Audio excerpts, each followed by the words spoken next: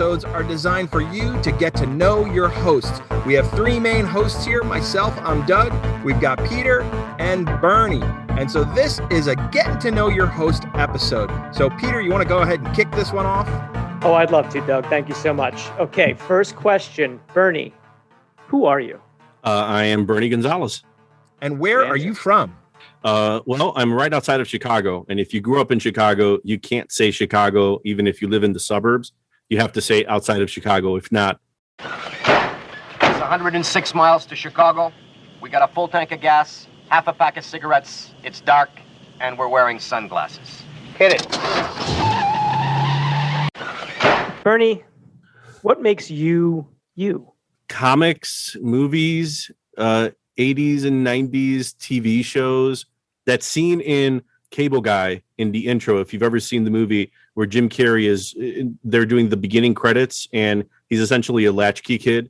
His parents are just leaving him to grow up emotionally and physically in front of the TV. That was my childhood.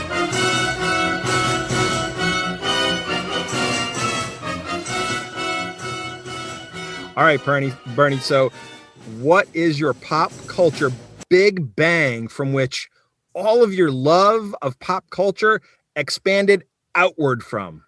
In the episodes that listeners will hear, I think they'll get to know that we've all grown up. You know, we're all fairly close in age, so there's a lot of touchstones that we have in movies. But if I had to think of one moment, probably the first time I saw Planet of the Apes, watching that movie, you know, a movie that was made before I was born and held up not only in special effects, in acting, but in scope. Like the movie was just so good. The music, everything about it just made you realize, at least for me, like if Planet of the Apes was good, I could go back to movies that were before my time. Speaking of time is up on that question, but we'll move on to the next one. What type of superhero would you be? I'd like to think I'd be like Batman, more of the tactician, the strategist. I don't know that I could be the red, white, and blue superhero that Superman is. I also know I don't think I'd be the Punisher, the vigilante, the anti-hero. So there's a part of me that would want to be a little bit more strategic, maybe a little bit more technological and use information to try to maybe not fight in situations, but just have leverage. I feel like Batman encompasses all of that. All right, Bernie, favorite color M&M? Obviously red, due to the movie Red Heat with Schwarzenegger and Belushi. How do you Soviets deal with all the tension and stress? Vodka. Okay. If you were a Wonder Twin, what form would you take? Wonder Twin powers activate. Probably the form of an eagle. And I say it because I'm afraid of heights, but I feel like if I was a bird, I probably wouldn't be. Although that would be a really interesting skit if I was an eagle who was afraid of heights. And maybe then this whole thing wasn't working the way it should be. But I'd like to think if I was a Wonder Twin, I could pull off an eagle. What is one random pop culture artifact you have that is unique to you?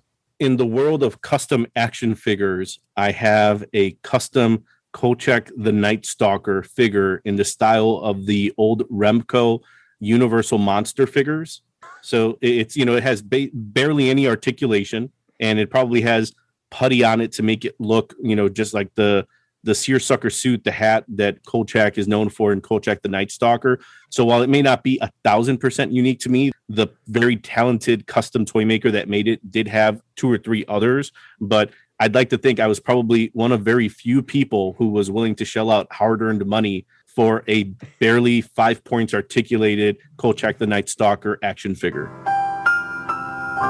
And the ghost of Darren McGavin thanks you. All right. This is neither or. Blaster or lightsaber? Pew, pew, pew. Blaster all the way. All right. If your life was turned into a one-off comic book, how much would it be worth today? Big bucks, no whammies, stop! Well, while I was born in the late 70s, and while you guys are slightly a little older, so to say that you grew up in the 80s is legitimate. You guys did grow up in the 80s. I think I grew up more in the late 80s and into the early 90s.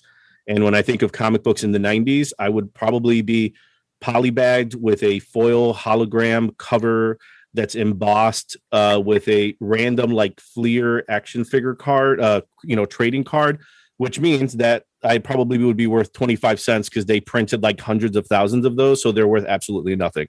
But I think quarter bin. I think that's fair. All right. What is your Saturday morning go-to cartoon? It's definitely Hanna-Barbera. And again, thinking about Planet of the Apes, things that were made before I was born. Something about all of those Hanna-Barbera cartoons, Thundar, Herculoids, Space Ghost. I don't know.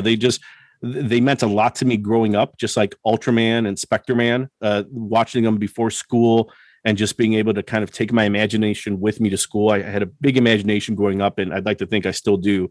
But of that group, that stable of Hanna-Barbera, Alex Toth created cartoons, I'd have to go with Space Ghost. There's something campy about it, but at the same time, something very simple. Like Space Ghost wasn't very complicated. The villains weren't very complicated, and it was all villain of the week. But there was just something very dependable about that cartoon that was perfect before getting ready to go to school.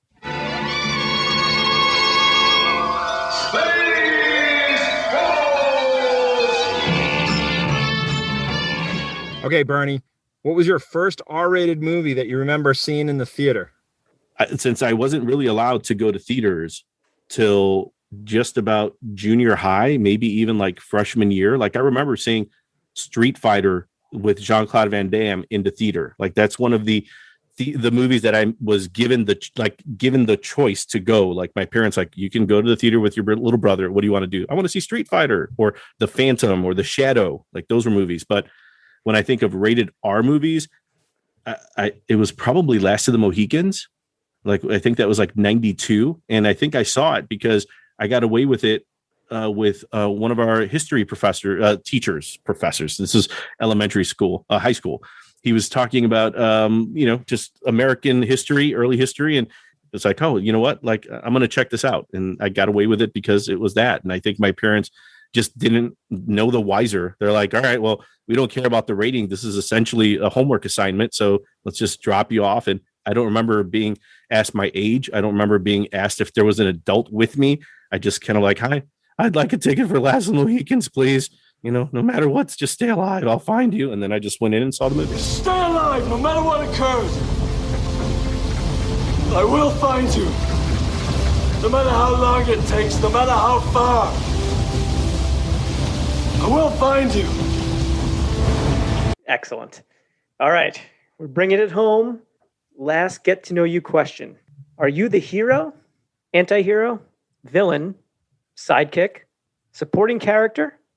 Are you in on a cameo or comic relief?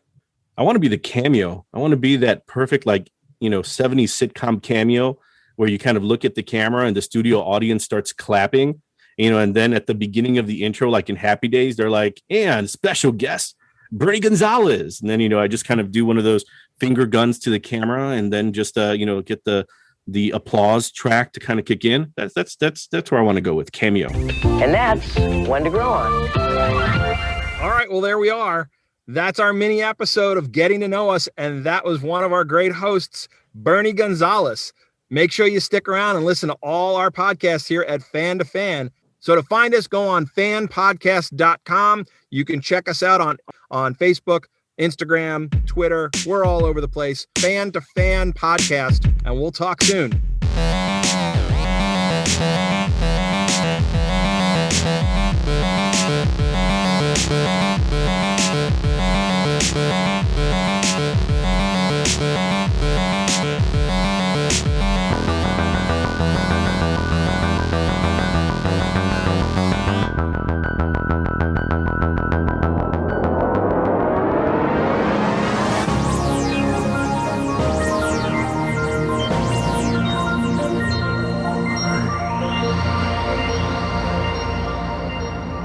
Sir, the master doesn't approve of such devices.